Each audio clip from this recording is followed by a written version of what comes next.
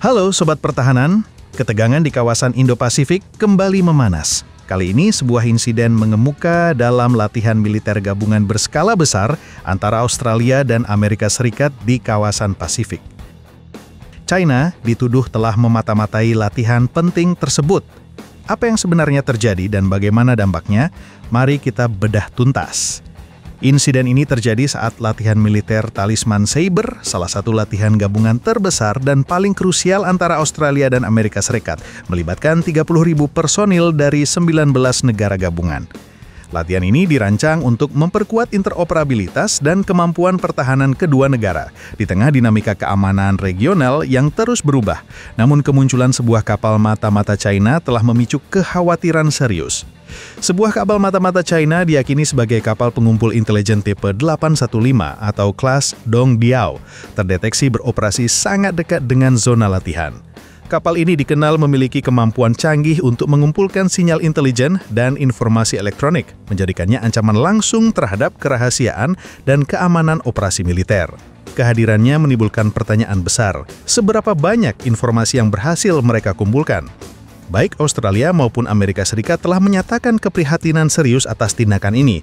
Mereka menegaskan bahwa tindakan spionase semacam itu tidak hanya tidak profesional, tetapi juga berpotensi membahayakan keselamatan pelayaran di area tersebut.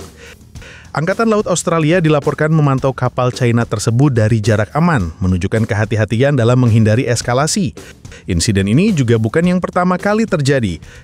Kapal mata-mata China sebelumnya juga pernah terpantau selama latihan Talisman Sabre di tahun-tahun sebelumnya, menandakan pola perilaku yang konsisten. Militer Tiongkok telah mengamati latihan-latihan ini sejak 2017 dan akan sangat tidak biasa jika mereka tidak melakukannya kali ini, kata Menteri Industri Pertahanan dan Urusan Kepulauan Pasifik Australia, Pat Conroy. Menurut Australia, insiden ini memiliki beberapa implikasi penting. Pertama, pelanggaran kedaulatan dan keamanan.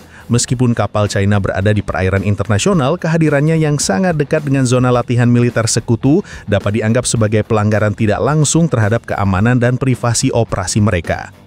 Kedua, peningkatan ketegangan regional. Tindakan spionase ini berpotensi meningkatkan ketegangan antara China di satu sisi dengan Australia dan Amerika Serikat di sisi lain. Ini menambah kompleksitas dinamika geopolitik di Indo-Pasifik yang memang sudah tegang. Ketiga, ancaman terhadap informasi sensitif. Kehadiran kapal pengumpul intelijen ini mengancam kebocoran informasi sensitif terkait strategi, taktik, dan kemampuan teknologi militer yang diuji dalam latihan. Keempat, pola perilaku yang mengkhawatirkan.